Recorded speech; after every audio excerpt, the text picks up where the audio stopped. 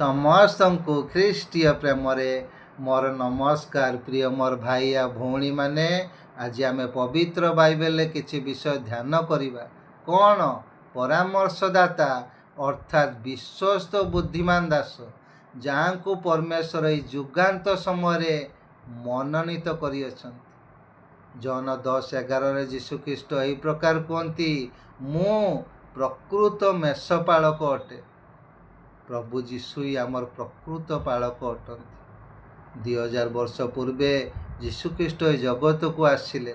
ସେ ଦ୍ୱାଦଶ ଶିଷ୍ୟକୁ ମନୋନୀତ କଲେ। ପିତାଙ୍କଠାରୁ ସେ ଯାହା ଶୁଣୁଥିଲେ ଶିଷ୍ୟମାନଙ୍କ ନିକଟରେ ପ୍ରକାଶ କଲେ, ସେମାନଙ୍କୁ ଶିକ୍ଷା ଦେଲେ। ଆମେ ଦେଖୁଛେ ଆଗକୁ ଶିଷ୍ୟମାନେ ଯୀଶୁଖ୍ରୀଷ୍ଟଙ୍କ ପାଖକୁ ଆସିକି ପଚାରୁଛନ୍ତି, ଯୁଗାନ୍ତ ସମୟର ଲକ୍ଷଣ ଗୁଡ଼ିକ ଆମକୁ କୁହନ୍ତୁ। ତାହା ମାଥ୍ୟୁ 23:23-24 ଲେଖାଯାଏ।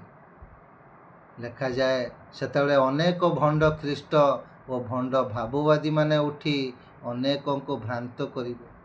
ସେମାନେ ଏପରି ମହା ଚିହ୍ନ ଅଦ୍ଭୁତ କର୍ମମାନ ଦେଖାଇବେ ଯେ ସମ୍ଭବ ହୁଏ ମନୋନୀତ ଲୋକମାନଙ୍କୁ ସୁଦ୍ଧା ସିଏ ଭ୍ରାନ୍ତ କରିଦେବେ। ଏବେ ଆମେ ଯୁଗାନ୍ତ ସମୟରେ ବାସ କରୁଛେ। ଶତ୍ରୁ ଶୈତାନ ତା ଦ୍ୱାରା ଚାଳିତ ଭଣ୍ଡ ଖ୍ରୀଷ୍ଟ ପାଳକମାନଙ୍କୁ ସେ ମଣ୍ଡଳୀ ଭିତରେ ନିଯୁକ୍ତି କରିଅଛି, ମିଥ୍ୟା ଶିକ୍ଷା ଦ୍ୱାରା ଲୋକମାନଙ୍କୁ ଭ୍ରାନ୍ତ କରିବା ପାଇଁ। ଯୀଶୁଖ୍ରୀଷ୍ଟ କହିଲେ, ଚୋର ଆସେ ଚୋରି, ବଧ ଆଉ ବିନାଶ କରିବା ପାଇଁ। ସାଧୁ ପାଉଲ କୁହନ୍ତି, ଶୈତାନ ସ୍ୱର୍ଗଦୂତଙ୍କ ବେଶ ମଧ୍ୟ ଧାରଣ କରିପାରେ। ସେଥିପାଇଁ ଆମେ ସଜାଗ ରହିବା। ଆମେ କେଉଁ ପ୍ରକାର ପାଳକଙ୍କ ପାଖକୁ ଯାଉଛେ, ଆମେ କେଉଁ ପ୍ରକାର ଶିକ୍ଷାକୁ ଗ୍ରହଣ କରୁଛେ। ଈଶ୍ୱରଙ୍କ ଗୌରବ ହେଉ। ଆଜି ପରି ଦିନରେ ପରମେଶ୍ୱର ତାଙ୍କର ପ୍ରତିଜ୍ଞାତ ପାଳକଙ୍କୁ ସେ ନିଯୁକ୍ତି କରିଛନ୍ତି, ଯିଏ ଆମକୁ ପ୍ରକାଶିତ ବାକ୍ୟର ଦୃଢ଼ ବିଷୟକୁ ଆମକୁ ଜଣେଇବେ। ଯେଉଁ ବାକ୍ୟ ମୁଦ୍ରାଙ୍କିତ ହୋଇକି ଥିଲା, ପରମେଶ୍ୱର ତାଙ୍କ ଦାସଙ୍କ ଦେଇ ସେ ତା ଖୋଲିଛନ୍ତି। ସେଥିପାଇଁ ଆମେ ସେ ବିଶ୍ୱସ୍ତ ଦାସଙ୍କ ପାଖକୁ ଯିବା, ତାଙ୍କ ପାଖରୁ ସେ ଆହାର ଆମେ ଭୋଜନ କରିବା। ସେଟା ଲେଖାଯାଏ ଜହନ 22:16-17।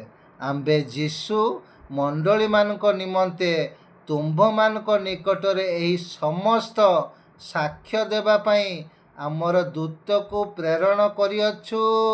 ଆମେ ଦାଉଦର ମୂଳ ଓ ବଂଶତ ସେଇ ଉଜ୍ଜ୍ୱଳ ପ୍ରଭାତୀ ତାରା।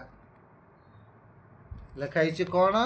ନା ସାକ୍ଷ୍ୟ ଦେବା ପାଇଁ ଆମର ଦୂତଙ୍କୁ ପ୍ରେରଣ କରିଅଛୁ। ସେ ତାଙ୍କର ପାଳକଙ୍କୁ ସେ ପ୍ରେରଣ କରିଛନ୍ତି ଏହି ପ୍ରକାଶିତ ବାକ୍ୟ ଆମକୁ ବୁଝିବା ପାଇଁ।